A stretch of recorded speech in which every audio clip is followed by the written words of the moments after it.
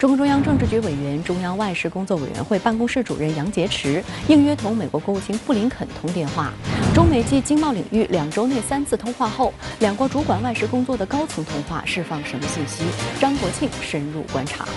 但拜登政府却继续推进国内政治议程过程中拿中国说事儿。为说服议员通过高达7150亿美元的巨额军费，美防长奥斯汀声称预算将帮助美国军力保持领先。美参联会主席米利更妄称，中国增强其军事能力将威胁全球和平和稳定。美官员毫无事实依据大抛洗脑包，为何在美国国内屡试不爽？崔磊独家分析。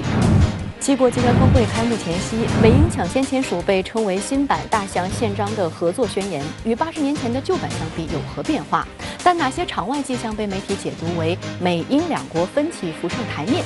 法国总统马克龙也公开表示，对于美国大力推行的印太战略不感兴趣，中国不应该是欧洲的敌人。马克龙此时泼冷水，试图拉拢欧洲盟友的美国怎么接招？刘和平、王浩在线分析。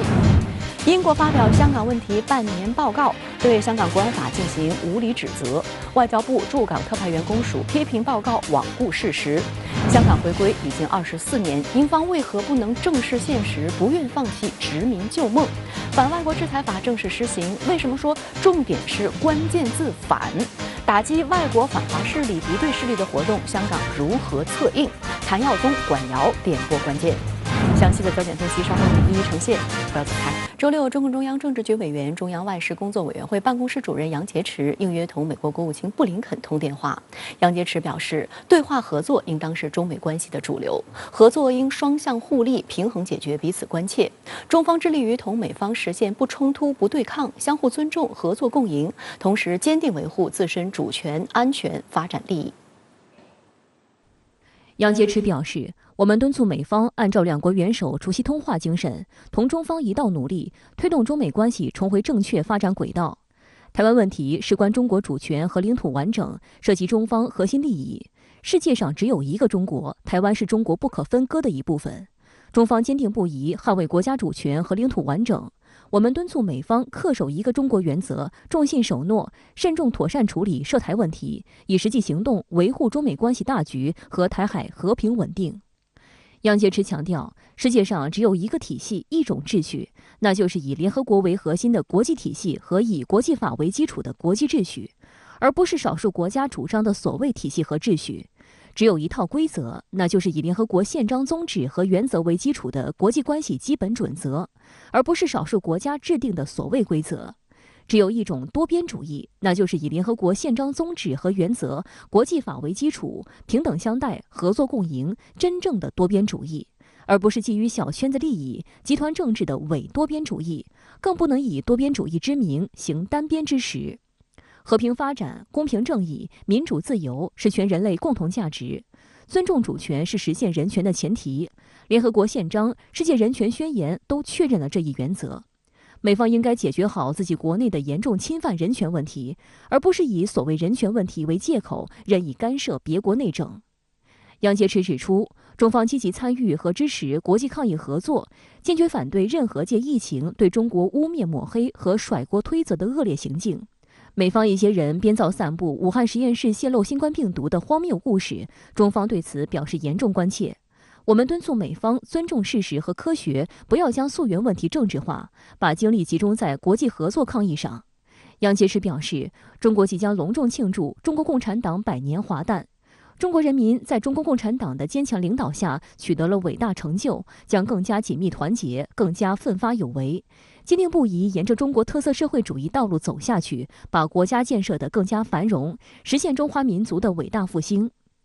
布林肯表示，美中近期一系列接触对双边关系是有利的，美方期待同中方增加各层级接触和交流，美方奉行一个中国政策，遵守中美3个联合公报，美方希望同中方保持在重要国际地区问题上沟通协调，双方还就其他共同关心的问题交换了意见。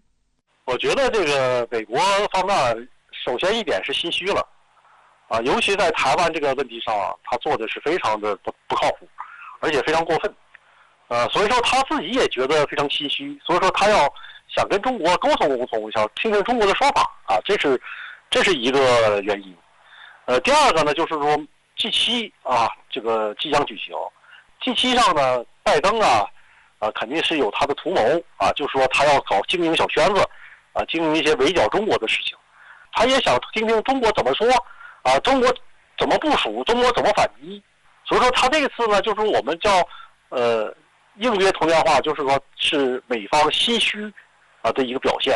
另外呢，也想这个再看一看中方的这个底线。深圳卫视记者发现，杨洁篪和布林肯在今年2月6日首次通话，而在3月18日到19日，由杨洁篪与国务委员兼外交部长王毅率领的中方代表团，与布林肯和美国总统国家安全事务助理沙利文带领的美方代表团，在美国阿拉斯加举行中美高层战略对话。令人印象深刻的是，当时美方对中国内外政策无理攻击指责，挑起争端。杨洁篪坚定回击，美方没资格居高临下对中国说话，中国人不吃这一套。杨洁篪说，美国国内在人权等方面存在很多问题，美国应当做的是改变自己的形象，管好自己的事，而不应自己的问题没解决好，向世界转嫁矛盾，转移视线，不应对中国的人权、民主说三道四。七国集团峰会周五开幕，美国总统拜登希望展示美国回来了，并把七国集团当作围堵中俄的前线。在峰会之前，英美抢先签署了被称为新版大西洋宪章的合作宣言。即便如此，两国的分歧也很明显。而在七国集团峰会及北约峰会召开之前，法国总统马克龙直截了当地公开表示，法国对于美国大力推行的印太战略不感兴趣，欧洲要保持战略自主，不要亦步亦趋跟随美国。马克龙此番言论无疑是给美国试图拉拢欧洲盟友的努力泼了冷水。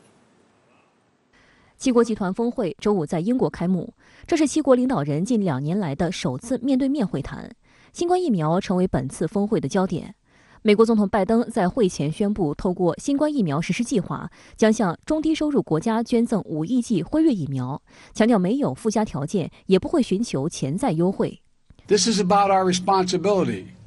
our humanitarian obligation to save as many lives as we can,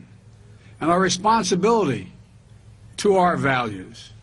据白宫发布的消息，美国政府将以约35亿美元的非盈利性价格购买这批疫苗，并捐赠给世界92个低中收入国家和非洲联盟。首批将于今年8月发货，明年6月前全部到位。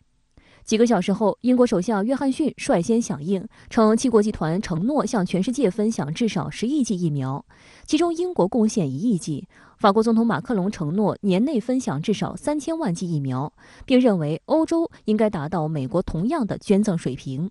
针对美国计划捐赠5亿剂疫苗，中国外交部发言人汪文斌周四指出，希望美方的承诺能尽快付诸行动。同时，汪文斌也介绍，中国迄今已向国际合作伙伴供应了3.5亿剂疫苗，是世界上对外提供疫苗最多的国家。目前，全球疫苗分配受到各国贫富差距的严重影响，导致疫苗鸿沟。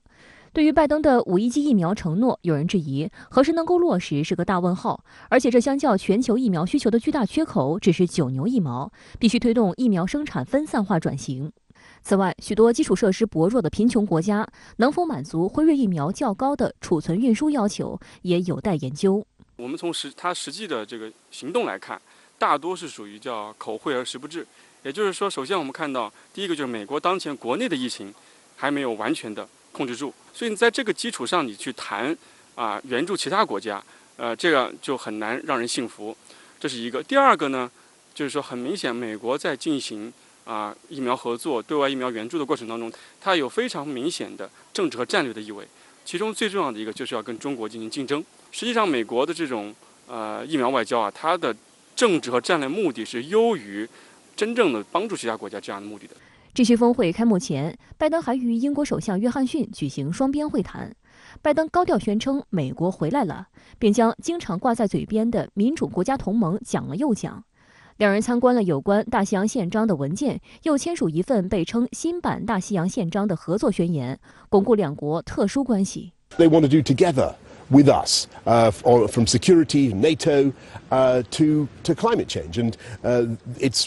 fantastic. It's a breath of fresh air. A lot of things they want to do together. 1941年，丘吉尔和罗斯福联合发表的《大西洋宪章》，重点是美英两国对二战后民主发展的愿景。而此次新版《大西洋宪章》则提出，以深化两国在国防与安全、科学与创新、经济与贸易、自然与气候、健康与卫生等领域的合作，共同应对全球挑战。以英国为抓手，向外界表明美国要开始重塑或者说重振它的整个的盟友体系。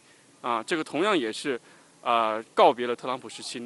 那样一种不断的对盟友关系形成一种损害的这样一个状态，表明了美国要重新有这个老大的样子重新要跟他的盟友小兄弟们搞好关系。但当前美英仍存在不少分歧。拜登在《华盛顿邮报》撰文时说，他希望利用与约翰逊会面的机会加强美英特殊关系。但美国《大西洋月刊》报道称，约翰逊曾在电话中告诉拜登，他不喜欢特殊关系的说法。在约翰逊看来，这让英国看起来软弱、缺乏活力。英国快报援引该国前驻美大使梅尔的话称，一些美国人如此依恋这种特殊关系的一个原因是，他们喜欢用它作为谈判中的一根棍子来击败英国。在美国，特殊关系的理念已成为美英关系的理想化愿景，他鼓励英国首相们像走狗一样行事。同时，美国对英国也不客气。英国《泰晤士报》在美英领导人会前披露，拜登指示美国驻英国最高外交官兰珀特向约翰逊政府发起非同寻常的外交指责，称其在脱欧问题上危害北爱和平协议，这是前所未有的举动。外交照会是一种正式抗议，通常向敌对政府而非亲密盟友提出。拜登是爱尔兰裔移民后代，曾坚决反对英国的脱欧运动，而约翰逊是脱欧的倡导者。爱尔兰独立报称，美国高达10%的人口都带有一些爱尔兰血统，甚至比爱尔兰总人口还要多。对于政治家而言，这是一个3100万人口的庞大选民群体。而法国总统马克龙在峰会前的表态也没给拜登面子。马克龙周四在新闻发布会上公开表示，法国对于美国大力推行的印太战略不感兴趣。他指出，法国在印太地区防务问题上的做法是不与任何人联合。他希望欧洲保持战略自主，既不成为中国的附庸，也不要亦步亦趋跟随美国。On a besoin de dire qui est notre ennemi et où. Quid de la Chine? Pour ma part, la Chine ne fait pas partie de la géographie atlantique. Ou alors, ma carte a un problème. Et donc, je considère que ce n'est pas le cœur du sujet. 马克龙还表示，北约仍需要明确其战略重点，北约需要制定一个关于俄罗斯的战略，中国不应成为优先考虑对象。2019年11月，马克龙就曾表示，北约内部缺乏战略协调，正在经历脑死亡。这期峰会，北约峰会召开在即，马克龙再次对北约的消极表态，无疑是给美国泼了盆冷水。马克龙这种表态呢，也在向拜登政府表明，这个欧洲盟友至少是法国不会完全跟随美国的步调去对中国采取一种打压的这样一个政策。作为北约组织的重要成员，法国方面近期以来一直反对北约将重点放在中国身上。近日，北约正在讨论推出一项200亿美元的计划，这项计划将让北约在面对军事威胁、气候变化和中国崛起等方面具有更大的灵活性。不过，该计划遭到法国的坚决反对。法国担心此举可能会破坏其国防优先事项。美国要把七国集团当作围堵俄罗斯、中国的前线，但舆论认为本届峰会可能成果有限。七国集团整体实力下滑，治理力不从心，盟友貌合神离都是不争的事实。与此同时，很多西方媒体和专家也认为，美欧关系已经回不到过去。美国轴线新闻网指出，德国和法国并不希望与美国联合遏制中俄。例如，德国总理默克尔希望加强欧洲与中国的贸易联系，他一直力挺中欧投资协定。默克尔还决心完成德国与俄罗斯之间的北溪2号天然气管道项目，无论美国如何施压，都不会退缩。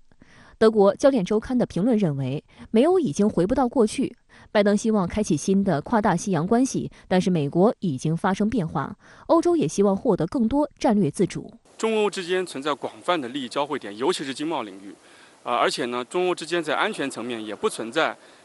非常明显的这种矛盾和这个冲突的点，所以呢，可以肯定的是，欧洲不会像日本那样全方面的追随美国，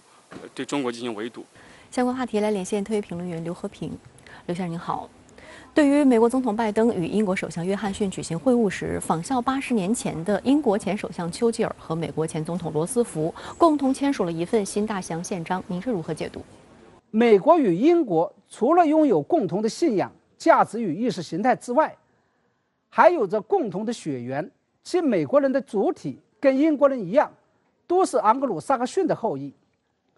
这个也就意味着，拜登政府跟英国签订的新版大西洋宪章，其主要的目的还不是为了捍卫共同的信仰、价值与意识形态，而是为了认清，为了体现美英之间的特殊的血缘关系。而在我看来，80年前美国之所以单独跟英国签订老版的大西洋宪章，背后的原因其实也是因为美英之间独特的血缘纽带。老版大西洋宪章不仅塑造了2战后的世界秩序，催生了联合国与北约这2个国际组织，更为关键的是，它还使得全球的霸权在美英之间实现了世纪性的交接，而且这次交接还是人类历史上史无前例的和平交接。从此之后，主宰了全球秩序上百年的英国正式让位于新兴霸主美国。那么为什么过去人类历史上的霸权转换都是通过战争来完成的，而这一次却能够实现和平交接？根源就在于全球的霸主地位虽然从英国转移到了美国手上，但是仍然是盎格鲁撒克逊的后裔在掌权。那么为什么80年后美英之间还要再签订一个新版的大西洋宪章？这背后的原因又在于拜登政府想联合所有的欧洲国家来共同对抗中国，但是包括法德意在内的很多欧洲国家不仅对美国并不信任，而且压根就不是一条心。拜登想跟中国打意识形态新冷战，而欧洲大陆国家想的却是跟中国做生意。法国总统马克龙甚至公开跟拜登唱反调，说北约的主要敌人是俄罗斯，而不是中国。在这种情况下，拜登只能在欧洲盟友中重新祭出亲疏有别的外交政策，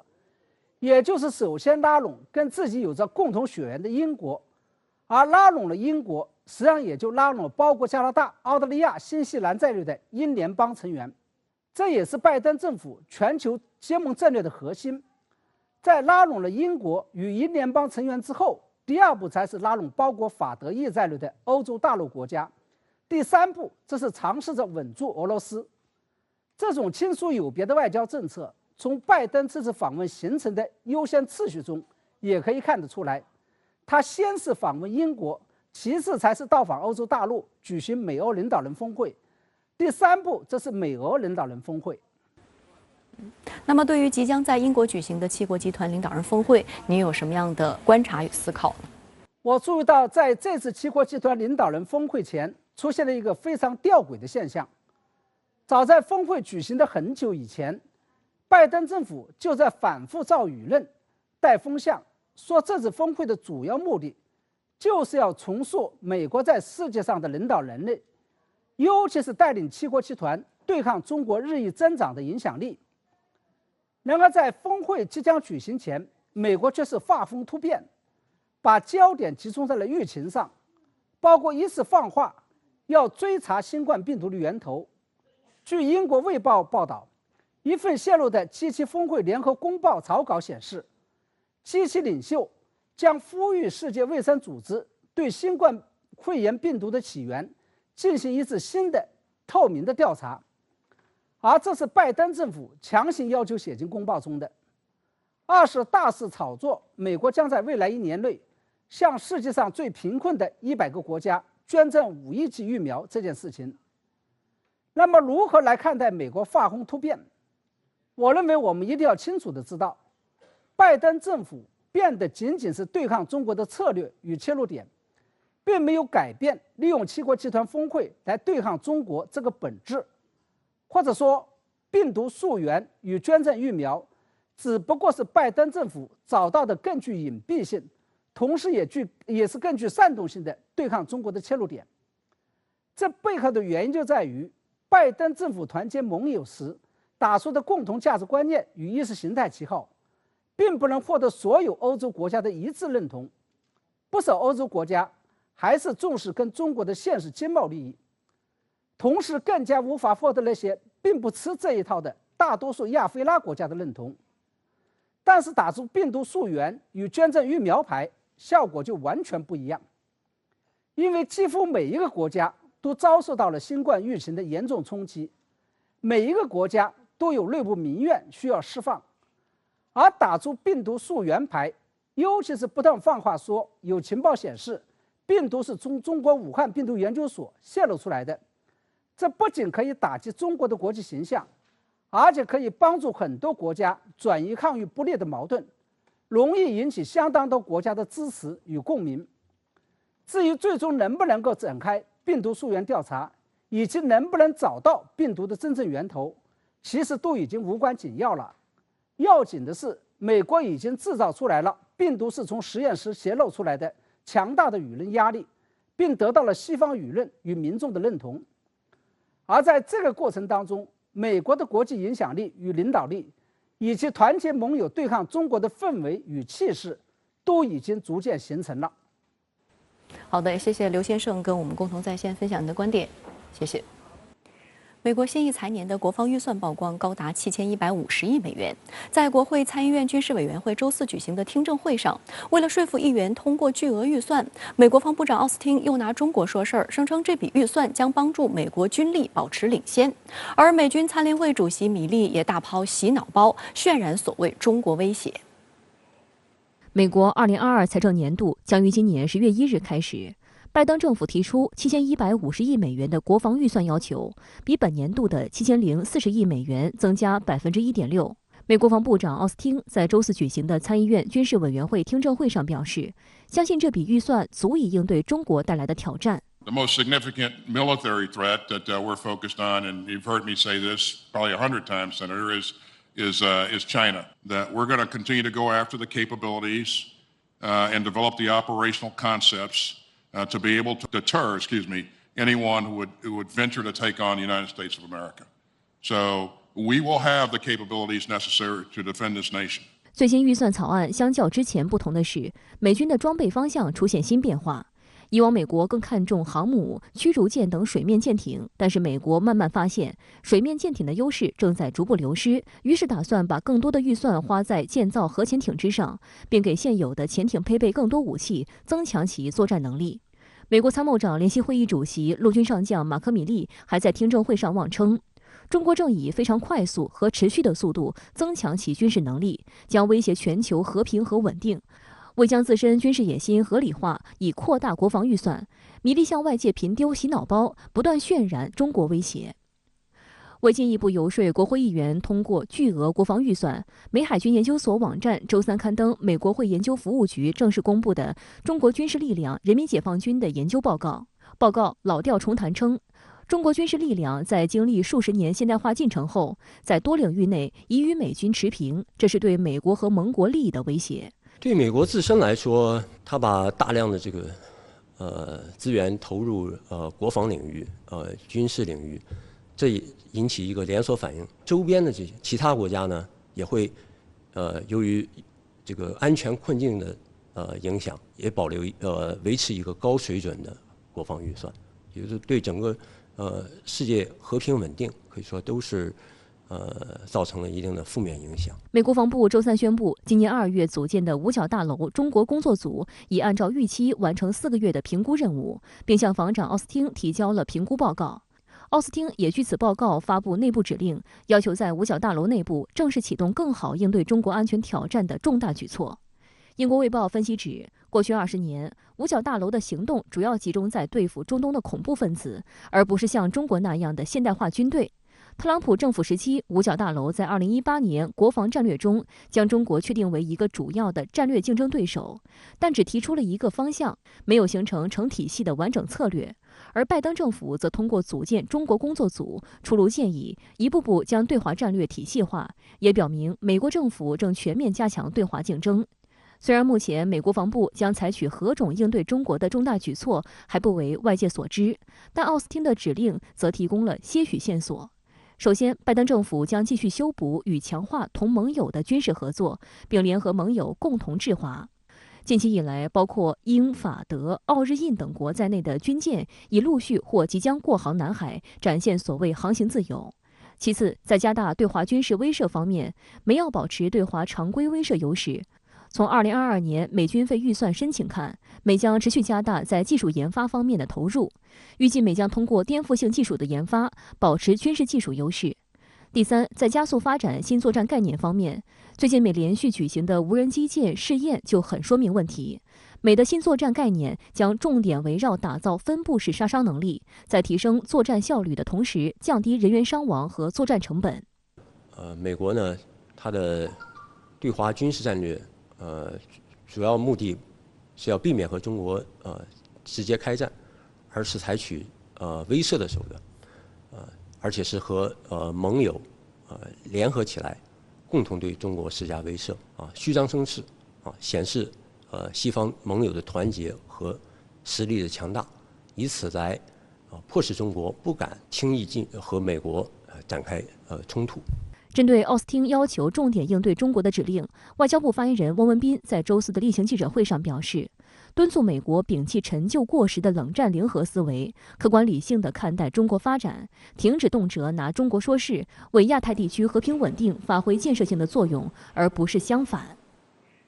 英国发表香港问题半年报告，对香港国安法进行无理指责。外交部驻港特派员公署批评报告罔顾事实，呼吁英方放弃殖民旧梦，停止干预香港事务和干涉中国内政。香港特区政府指报告抹黑香港国安法。另一方面，反外国制裁法周四正式施行，为我国在一定情况下主动采取反制措施，应对打击外国反华势力、敌对势力的活动提供了法治依据。面对外界干预不止，香港如何策应该法也备受各界关注。英国政府周四发表所谓香港问题半年报告，涵盖去年7月至12月香港的情况。报告妄称香港国安法条文定义不清晰，破坏香港高度自治、权利和自由。面对英国方面的无理指责，外交部驻港特派员公署表示强烈不满和坚决反对，指报告罔顾事实、混淆是非，赤裸裸干预香港事务和中国内政，严重践踏包括不干涉别国内政在内的国际法原则和国际关系基本准则。公署发言人表示，中央制定实施香港国安法，发挥了一法可安相将的重大成效。英方则口口声声捍卫法治，却为反中乱港分子说项开脱，做法荒唐。特区政府则指报告抹黑香港国安法相关评论不符事实，采取双重标准，强调任何客观的人都会看到，自香港国安法落实后，香港社会恢复稳定，国家安全获得保障。而在今天下午的外交部记者会上，发言人汪文斌用了大篇幅，首先表明中方坚决反对的立场，接着阐明香港发展的现实情况，并且揭批英国发布该报告的真实目的。我们注意到，中国驻英大使馆强调，香港事务纯属中国内政，不容任何外来干涉。而汪文斌在中间还特别加了一句，事关中国主权、安全、核心利益。无论是去年颁布香港国安法，还是今年修订香港特区选举制度，我们所做的一切都是为了坚持和完善一国两制制度体系，确保一国两制行稳致远，实现香港长治久安和长期繁荣稳定。汪文斌指出，英方所谓报告无视以上基本事实，对中国中央政府和香港特区政府极力攻击抹黑。报告中还洋洋自得地列举了英方一系列插手香港事务、破坏香港繁荣稳定的行为，令人不齿。英方关心香港民主是假，插手香港政治、干涉中国内政是真；关心港人权利是假，搞乱香港、损人利己是真。我们敦促英方遵守国际法和国际关系基本准则，正视香港已回归中国24年的现实，放弃殖民旧梦，摒弃双重标准，停止发表有关报告，停止以任何方式干涉香港事务和中国内政。深圳卫视记者注意到，英方此次发布涉港报告的时机点并不寻常，既是在香港国安法颁布满周年之际，也是G7峰会召开之前，因此不排除有借此报告在G7峰会前炒热中国议题博关注之嫌。值得注意的是，同一天，全国人大常委会会议表决通过反外国制裁法，国家主席习近平签署主席令予以公布实施。全国人大常委会法工委负责人接受采访时强调，这部法律定名为《反外国制裁法》，引人注目的是一个“反”字，针对某些西方国家和组织以涉疆、涉藏、涉港、涉台、涉海、涉疫等议题为借口干涉我国内政，对我国有关国家机关、组织、国家机关工作人员进行所谓制裁的霸凌行径，我国政府采取了有力反制措施，对一些行为恶劣、无信无德的个人和组织相应进行反制。在适用对象上，负责人说，这是一部指向性、针对性强的专门法律，内容简明，特点鲜明，主要针对外国干涉中国内政的所谓单边制裁，为我国采取相应反制措施提供法治支撑和法治保障。同时，这部法律也为我国在一定情况下主动采取反制措施，应对打击外国反华势力、敌对势力的活动提供了法治依据。对此，《反外国制裁法》第15条做了相关规定。对于港澳如何策应反外国制裁法，备受各界关注。全国人大常委会委员谭耀宗周四表示，如果港澳地区要落实有关措施，需纳入基本法附件3做本地立法。虽然反外国制裁法暂时没有提及相关安排，但是港澳地区会主动设置议程，研究应该如何落实该法。谭耀宗强调，西方社会不公道，一直单方面制裁打压，又批评所谓的长臂管辖是无理说法，立法是合情合理。有关立法对外国的威慑力，谭耀宗回应表示，我不想做太多的估计总之我人大常委会就通过这个法律我们国家就有这个法律如果再有人对那个我国公民组织进行那个制裁的话呢，他们就要考虑了。特约评论员吴卫在知新闻撰文指出，在过去一段时间里，中国遭受美西方个别国家使用长臂管辖的流氓逻辑施加的制裁措施，有许多都源于香港问题的政治博弈。放眼未来1年，围绕即将举行的3场选举以及修例风波以来诸多犯罪嫌疑人的司法审判问题，美西方势力再次动用长臂管辖实施针对性制裁的可能性仍然存在。因此，反外国制裁法在香港施行有其迫切性。文章表示，从法理上看，无论是列入基本法附件3，还是有在宪法与基本法的框架内自行订立相关配套法律，香港特区完全具备承接反外国制裁法这个由国家现成提供的法律工具的可操作性。工具与选项皆摆在桌上，完全就看香港特区如何选择。我们应该主动设置议程，为特区政府积极作为创造舆论环境，引导民心思变，对境外势力进行反制裁斗争。这个过程本身就是一个凝聚人心的途径。相关话题来连线特约评论员管瑶。管先生您好。英国所谓香港半年报告又来了，外相拉布无端指责中方。今天，外交部、港府及中国驻英使馆等均就此严正回应，强烈反对。您对此如何看？好的，主持人。那么，这是英国政府呢又在粗暴干涉中国内政，在香港问题上指手画脚。那么，以这样一种霸蛮拙劣的方式来强行的刷存在。那么，就像今天外交部发言人汪文斌他所尖锐嘲讽的，英国的殖民旧梦早该醒了，香港回归已经整整24年了。那么英方对回归后的香港呢，无主权、无治权、无监督权，那出的哪门子报告呢？这次英方报告它的攻击标靶是去年6月底通过生效的香港国安法以及修改完善选举制度。那么报告呢无端指责国安法 drastically curtail freedoms， 所谓大幅削减公民自由。那么这份报告它的前言由英国外相拉布署名撰写。他悍然呢跳出来指责中方违背中英联合声明，压制公民权利。那么众所周知，香港国安法以及修改完善香港选举制度相关决定，那么都是由中国最高权力机构高票通过的，是国家意志的坚定表达。那么本身呢就是中国式民主的有力的践行。